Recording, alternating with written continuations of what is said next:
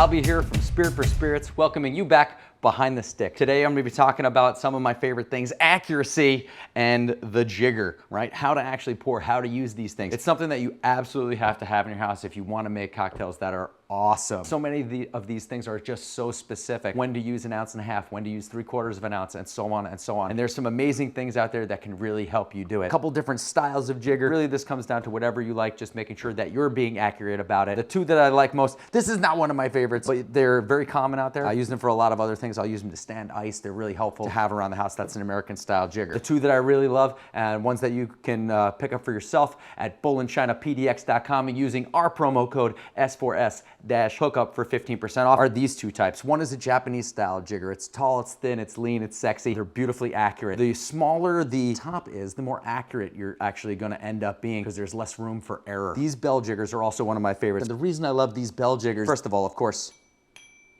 actual bell noises, number one. But number two, inside these jiggers are marked for little smaller portions. So what you're looking at here, the larger side is 2 ounces, the smaller side is 1 ounce. Now we have the breakdown of all of the other 1/4 ounces that we're gonna need all right inside. If we check out right in here, you'll be able to see the lines inside. The line closest to the bottom is 1/4 ounce, the next line 1/2, the next line 3/4, and all the way up to the top. Now the last thing we're gonna need to actually see is what it looks like to be full, and that's one of my favorites. We're just gonna get a little liquid here. Now most people would think, oh yeah, that's probably full, but maybe you remember the word meniscus from science class growing up. So we're actually gonna try and make this bubble on top because that's not quite full. We're probably about 1/4 ounce shy as we come higher. See, that didn't even spill as it comes out. You can actually see it's bubbling over the top, and that's what the jigger is actually measured to. That is 1 full ounce on that side. Now the key, of course, here is actually doing this in your hand when you're doing it to pour. I set it down so that we could see it, and that'll give us right where we want. And now we can put that in the glass where we want it. I love these jiggers. You can find them for yourself at our